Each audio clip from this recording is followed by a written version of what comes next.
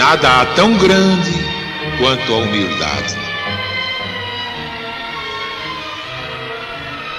A humildade vence todas as tiranias, destrói todas as dificuldades.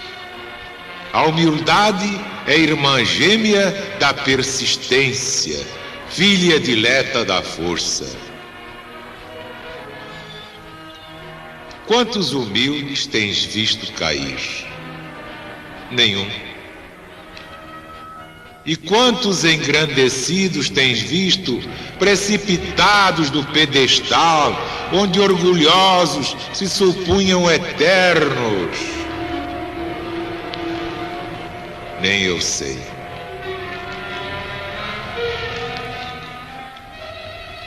Humilde nasceu Jesus.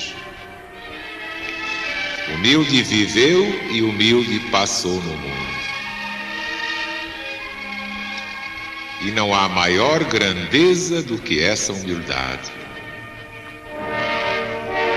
De todos os grandes do mundo, em todos os séculos dos séculos, nenhum se lhe compara.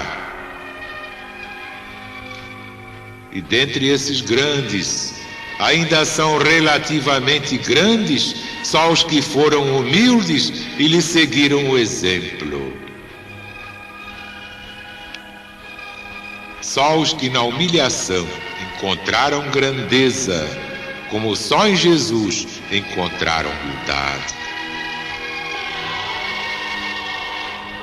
O Filho dileto de Deus podia ser o maior da terra, socialmente falando, visto que ele era o representante, o escolhido do Senhor do Universo. Podia, mas não foi. Podia, mas não quis ser. Não quis ser porque não devia.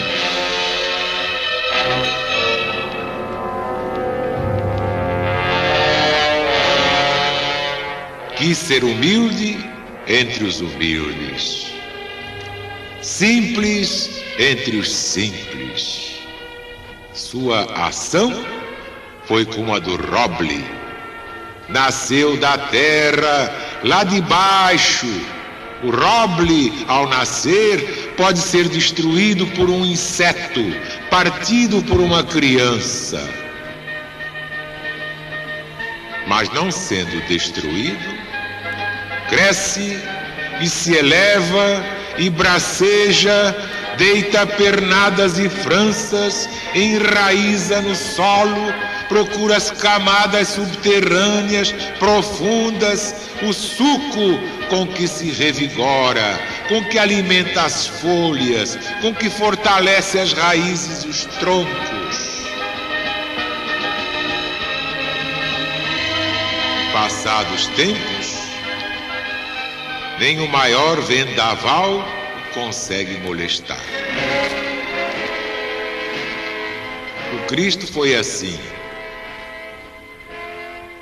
Começou pelas camadas populares, humildes na sua origem, miseráveis no seu sofrimento, simples na sua fé.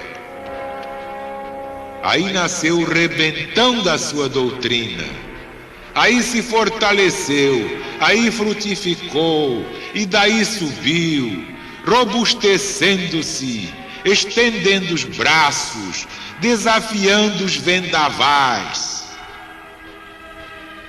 e ainda abrigando aqueles que se acolhiam e se acolhem à sua sombra.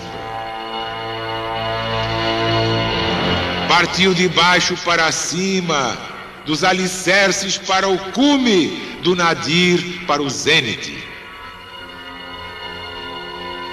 Se tivesse começado por de cima, seria contra as leis naturais.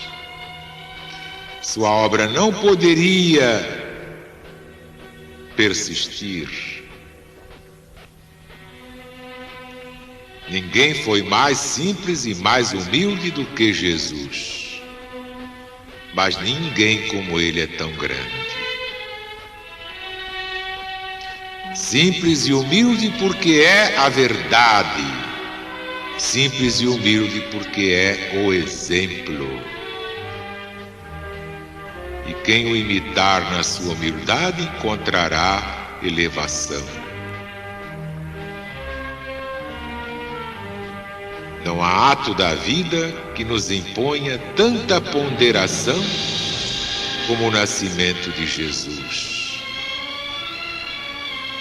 Seus pais tiveram de deixar a sua terra e o seu lar para irem à terra estranha, fazer aquele nascer para redimir o mundo.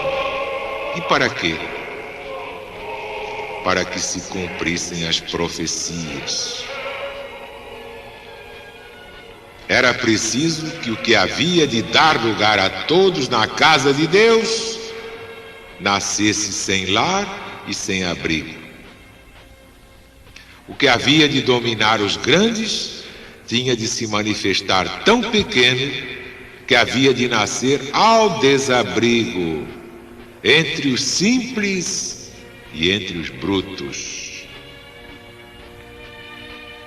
E assim tinha de ser, para escapar à maldade dos que queriam destruí-lo logo à nascença.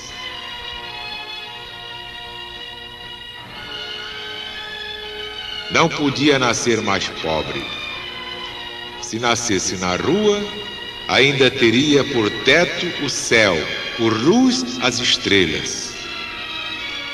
Mas assim, nascendo numa gruta, seu teto seriam as pedras negras. Por luz, teria o frouxo clarão de alguma lanterna. Por cama, palhas. Por conforto, palhas.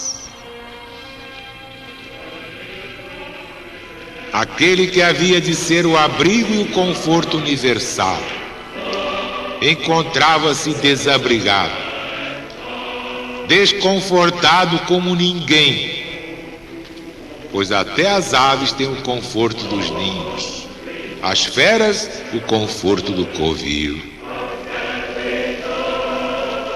E por que havia de ter princípio e fim tão miseráveis aquele que era o Filho de Deus, o maior que a memória dos homens registra? Porque sua doutrina haveria de ser pregada e exemplificada. E assim como é a maior que tem vindo ao mundo, o exemplo havia também de ser o maior.